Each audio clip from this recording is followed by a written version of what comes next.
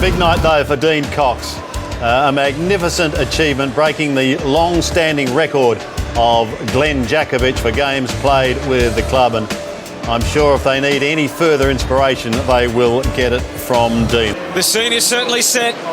We have Selwood in the middle, Joel Selwood, of course, and against the record breaker tonight, game 277, Dean Cox. He's won the toss. They'll be kicking to the left of screen, back to the city end. Certainly that is the case, Anthony, and a wonderful atmosphere as always down here at Simmons Stadium. So we're ready to go. Nick Natanui, it's always exciting to see that man ready to go in the centre bounce as big Harry Taylor goes down and takes Josh Kennedy as we're ready to roll here at Simmons Stadium. Two undefeated teams. And the uppie puts it down. It's a good bounce, and away we go. Natanui gets the first tap, but the Cats, as always, pounce inside 50 just about with the first foray forward. And a beautiful mark has been taken there by Murdoch, who goes long and strong, and Hawkins is out on the lead.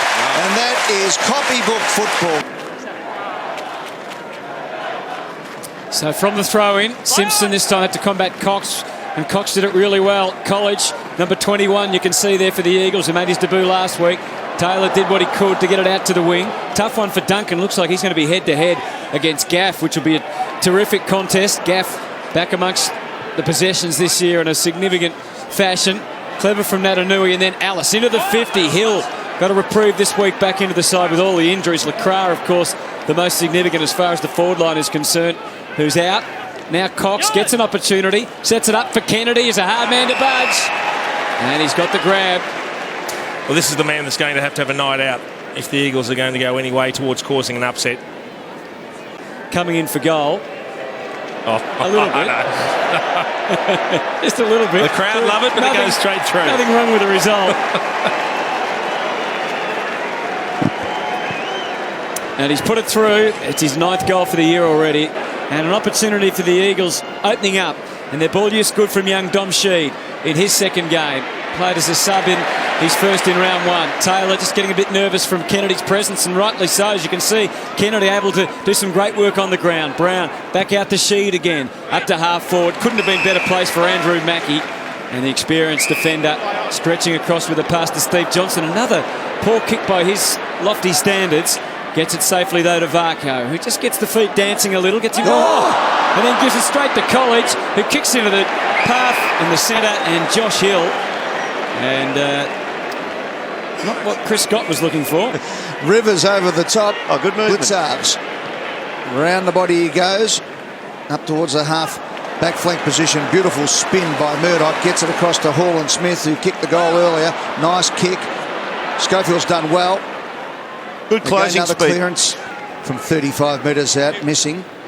Corridor as always for the Cats. And the Cats will hurt you on the rebound. Duncan dropped what he should have taken. Prittis slams it on the boot, kicks it forward. Good play.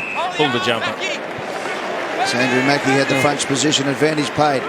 Might have been a dead ball, I think. Might have been a bit lucky the Cats there to get that advantage. In the meantime, it doesn't make much difference because the big man, Hawkins, bangs it as hard as he can forward. It was a wasteful kick.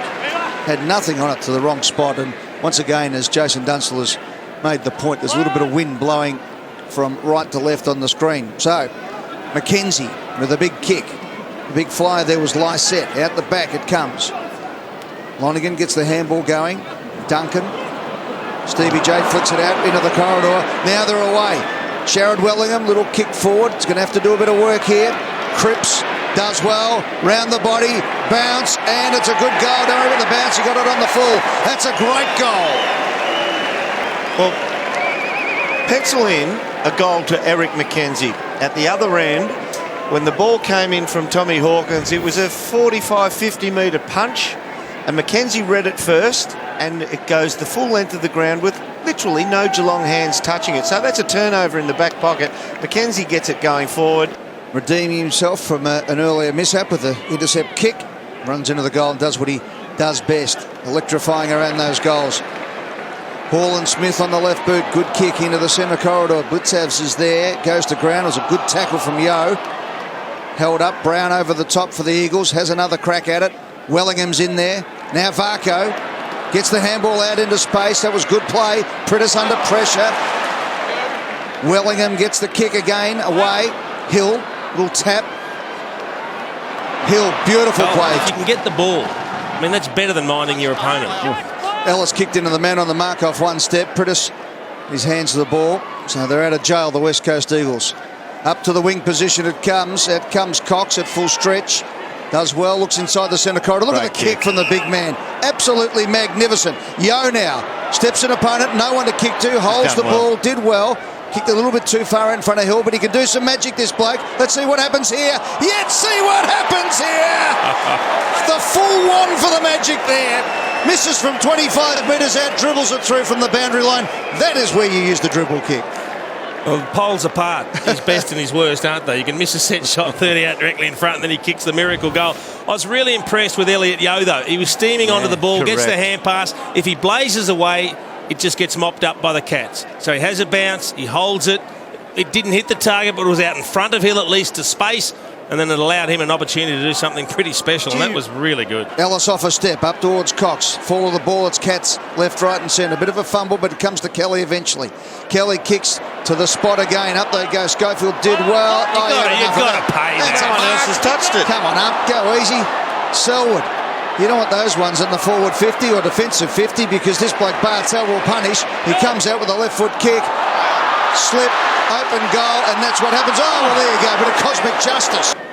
Cat's wearing an undershirt there that's coming through. They might get a little bit of trouble from the AFL for inadvertent advertising, Hutto, with the sweat-stained jumper. Have a good look at that one. Don't blame me. Well, you're the member of the committee here for them, so we've got to look at somebody as the ball comes out. It's Cripps, who's done well so far. Got the ball moving inside. This man, Kennedy. Got to wait for Natanui to get forward. As Jason Dunsell said, he is the man. Look at that. Look Hill, at Darling working hard. and is rewarded. The kick is good, and Darling can go back with a minute 10 on the clock. Take his time. He's run a long way. Just needs to get his calm the heart rate down. Calm down. Just settle down. Line up and put it through. Once again, the marks 31-12. The retention of easy footy is half, which is why this is such an important kick. And what a good kick it is too from Jack Darling, his 128th career goal, and it brings them back within 2 points. Lonigan's got him at the moment, but the Cats have got the tall timber to counter Kennedy and the resting ruckman. But Darling's he's a different category.